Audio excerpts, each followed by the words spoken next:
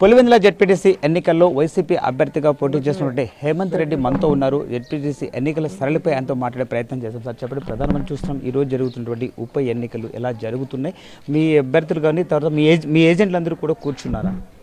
మా ఏజెంట్లు ఒకరు కూడా కూర్చోలే, మమ్మల్ని అసలు బయటికి రానిలే. మేము ఇంట్లోనే ఉన్నాము. పొద్దున తెల్లారుజామున 4 నుంచి మా మీద దాడులే జరుగుతున్నాయి. మా ఊరు చుట్టుకారం ఎంత లేదన్నా 900 మంది మనుషులు ఉన్నారు. మా ఇంటికాడ 120 నుంచి 130 మంది మనుషులు ఉన్నారు. మాకు 100 మీటర్ల దూరంలో దాదాపు 150 మంది మనుషులు పెట్టుకున్నారు. ఆ నుంచి పోలింగ్ బూత్ దగ్గరలోనే, పోలింగ్ బూత్కి 50 మీటర్లు కూడా ఉండదు, 40 మీటర్లు 30 మీటర్లు కూడా ఉండదు. ఆడ ఒక డిన్నర్ ఏర్పాటు చేసి ఆడ 200 నుంచి 300 మంది మనుషులు ఉన్నారు. ఆ నుంచి అట్లా రూములో ఉంది, ఆ నుంచి పోలింగ్ బూత్ నుంచి అట్లా పైకి ఆడ దాదాపు 300 మంది మనుషులను పెట్టుకున్నారు. 20-30 మీటర్ల దగ్గరలోనే ఆడ 300 మంది మనుషులు. ఏం చేయాలని ఉన్నారు? ఎలక్షన్ కమిషన్ చేయాలని ఉందా ఎలక్షన్? లేదంటే వాళ్ళకి కట్టబెట్టాలని అనుకుంటే కట్టబెట్టండి. ఎందుకు ఎలక్షన్లు పెట్టి ఎలక్షన్లు చేసి ఉండూరులో ఉండే వాళ్ళందరినీ బాగున్న ఊర్లను గబ్బట్టియాకండి. ఈ సాంప్రదాయము మంచిది కాదు. ఎవరికైనా సరే, మీకైనా సరే మంచిది కాదు, మాకైనా సరే మంచిది కాదు. ఎందుకు ఊరికి అనవసరంగా లేనిపోని రచ్చలు చేసి ఊర్లలో బాగున్న ఊర్లో గబ్బు పట్టియాకండి. ఏదో పాడి పంట పెట్టుకొని అందరూ బాగా రైతులు అందరూ బాగున్నారు, పొద్దున లేచి అన్న తమ్ముళ్ళు అని అందరూ అనుకుంటున్నారు. రేపు పొద్దున ఎదురు వచ్చే మాట్లాడే స్థితిలో కూడా లేరు. వాళ్ళు లేరు, మేము లేము.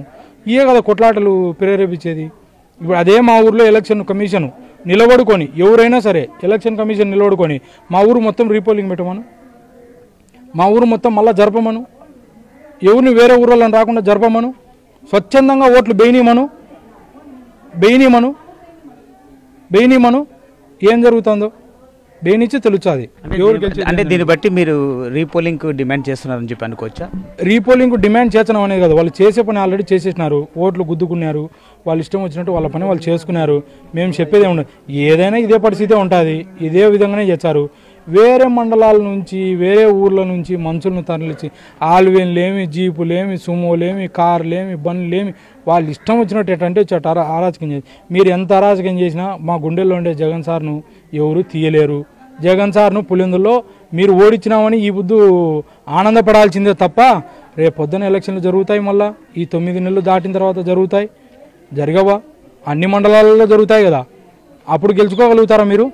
ఈ బుద్ధు ఒక మండలం 2 మండలాలు కాబట్టి ఏదో మీరు చేయాల్సినదంతా చేయగలుగుతున్నారు. రేపు పొద్దున స్టేట్ వైడ్ జరిగినాయి అనుకో, స్టేట్ వైడ్ ఆపగలుగుతారా మీరు? అప్పుడు ఆ ఊరోళ్ళు ఈ ఊరికి రాలేరు, ఈ ఊరోళ్ళు ఆ ఊరికి పోలేరు. అక్కడ నుంచి వచ్చే అమౌంట్ ఇక్కడికి రాదు, ఇక్కడ నుంచి పోవాల్సినది పోదు. కరెక్టా? అన్నిటికీ జరుగుతాయి కదా. అది కూడా ఆ బుద్ధి ఉండూరు వాళ్ళే చేసుకోవాలి కదా. ఆ బుద్ధి చేయగలుగుతారా? పులివెందుల్లో జగన్ సార్ను ఓడించినామనేది కళ. ఆ కళ ఏ ఊరికైనా నెరవేరదు. జగన్ సార్ ఓడిపోడు. ఈ బుద్ధు తాత్కాలికానికి మీరు చేసుకునే రిగ్గింగ్ వల్లనో, మీరు చేసుకునే ఓట్లు వేసుకుంటున్నారే దొంగగా నిలబడుకొని బయట నుంచి మనుషులు తెచ్చుకొని చేసేదంతా చేయండి మీరు. మేము 9 నెలలు 10 నెలలు మాకు ఆ వ్యవధి అయిపోతుంది. మళ్ళీ అంతా స్టేట్ వైడ్ జరుగుతాయి కదా. జరిగిన బుద్ధి అసలు రిజల్ట్ తెలుస్తుంది. ఎవరు గుండెల్లో జగన్ సార్ ఉన్నాడు, ఎవరు గుండెల్లో రాజశేఖర రెడ్డి సార్ ఉన్నాడు, ఎవరు గుండెల్లో ఎంపీ అవినాష్ రెడ్డి సార్ ఉన్నాడు అనేది. మా పులివెందుల్లో మీరు ఎందుకు మా ఊర్లోనే ఎన్ని బైండోర్లు పెట్టినారు మీరు? ఎంతమంది మనుషులను ఊర్లో లేకుండా బెదిరించినారు బయటికి పోవాలని? ఒక్కనే ఉండేది నేను. వైఎస్ఆర్సీపీ పార్టీ తరపు నుంచి నన్ను క్యాండిడేట్ని ఒక్కనే ఊర్లో ఉండిచ్చినారు. చోటా నాయకుల కాడ నుంచి పెద్ద నాయకుల వరకు మా ఇన్నోళ్ళను అందరినీ ప్రతి ఒక్కరిని ఇబ్బంది పెట్టినారు, ప్రతి ఒక్కరిని ప్రలోభాలు పెట్టినారు, ప్రతి ఒక్కరిని ఇబ్బంది పెట్టినారు. ఈ బుద్ధి చేస్తున్నారు. టైము చేయండి, ఓపిక పడతాం, అన్నిటికీ ఓపిక పడతాం. టైం వచ్చినప్పుడు చేస్తాం. మేము కూడా చేయకోకుండా అయితే మర్చిపోం. ఇతర ప్రాంతాల నుంచి వచ్చినటువంటి వ్యక్తులు అక్కడ రిగ్గింగ్ చేస్తున్నారని మనం అనుకోవచ్చా? రిగ్గింగ్ చేస్తున్నారేంది? వీడియోలు చూపించమంటే వీడియోలు కూడా చూపించాను నేను. వీడియోలు కూడా ఉన్నాయి మా దగ్గర. ఆడనే ఆంజనేయ స్వామి గుడి ఉంది, ఆంజనేయ స్వామి గుడి వెనకాల కూర్చొని చించుకుంటున్నారు, పేపర్లు వేస్తున్నారు. రిగ్గింగ్ కాదంటారా దాన్ని? పోలింగ్ బూత్ కాడివ్వండి, ఇప్పుడు ఇట్లే లైవ్ తీసుకోపోయి ఆడ నిలబడి ఉంటారు కదా పోలింగ్ ఓట్లేనికి. ఓట్లేసిన వాళ్ళలో ఇప్పుడు వర్షంగా తీయండి. వాళ్ళలో మా ఊరోళ్ళు కానీ మా పంచాయతీకి సంబంధించిన వాళ్ళు ఎవడైనా ఉండాడేమో చూడమని చెప్పండి. లేదు ఇదంతా వద్దు, ఊరు మొత్తం ఇల్లు జల్లడబట్టండి. పోలింగ్ ఓట్లేని పోయినారేమో కనుక్కోండి, అప్పుడైనా అర్థమవుతుంది కదా. మీడియా వాళ్ళకైనా అర్థమవుతుంది, ఎలక్షన్ కమిషన్కైనా అర్థమవుతుంది, ఇప్పుడు నడిపించే పోలీస్ వ్యవస్థకైనా అర్థమైపోతుంది. సార్ చేసేదే మోసం, చేసేదే అరాచకం చేస్తున్నారు.